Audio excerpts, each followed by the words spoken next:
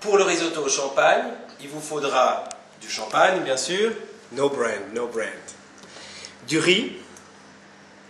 Une petite feuille de laurier pour aller dans le riz. Du bouillon, naturellement. Un bouillon pas trop corsé. Du poro.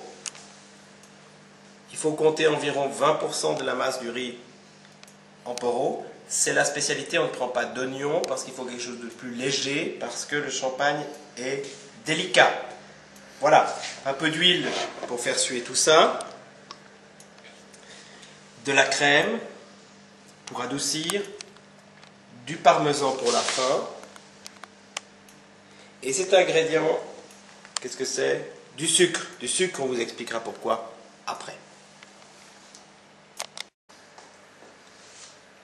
Bien, maintenant c'est 20 minutes qui vont commencer, 20 minutes de préparation du risotto au champagne, assez intense, durant lesquelles il faut éviter de répondre au téléphone parce que le risotto, dans cette technique-là, demande une attention constante.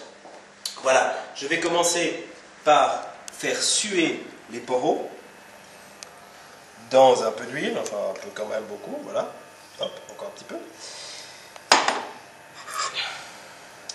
Il faut que ce soit bien chaud, mais attention, il ne faut pas que les poros brunissent.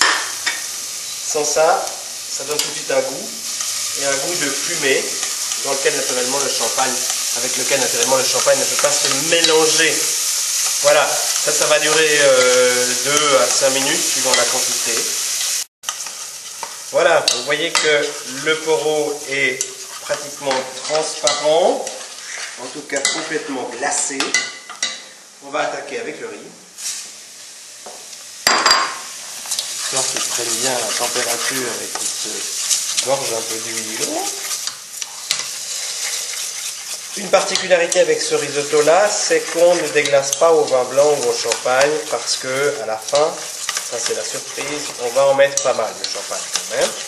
Donc il ne faut pas exagérer. Hein. Ça ne sert à rien. Voilà. Tout ça dure moins de temps qu'on ne le pense, c'est environ 2 minutes.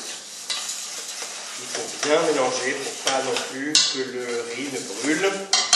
Et alors, on déglace directement avec le bouillon, louche par louche, en faisant bien attention de ne jamais avoir un riz complètement sec. Il ne faut pas qu'il ne brûle de nouveau. Un peu augmenter le feu dans ce cas-là.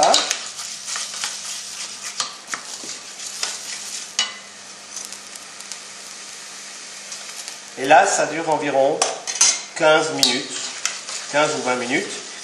Il faut faire attention de faire un riz relativement sec à la fin, pas trop liquide, parce qu'on va y rajouter du liquide, c'est-à-dire le champagne. Voilà, on mélange tranquillement.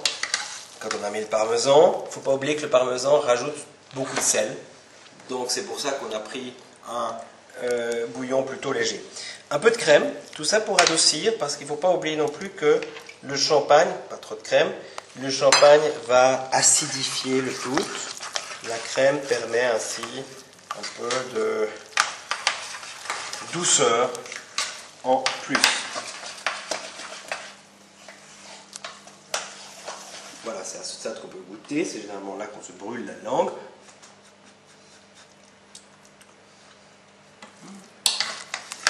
Ça va. Maintenant, on va commencer le spectacle.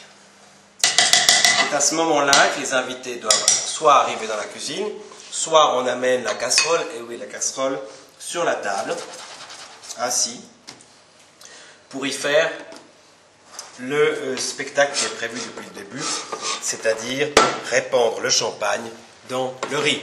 Voilà, il s'agit simplement de mettre la bouteille au milieu du riz, délicatement, de prendre le sucre dont je vous parlais au début, de n'en prendre qu'une pincée, ça suffira amplement je pense, de verser cette pincée dans la bouteille. Et qu'est-ce qu'il se passe? Le champagne se répand sur le risotto. Et tout le monde à ce moment-là fait « Waouh, bravo, bravo !» Et si trop se répand, mieux vaut enlever la bouteille. Vous voyez ici qu'on a déjà un bon demi-litre. Voilà, le champagne est maintenant dans le riz. Il va stopper illico la cuisson.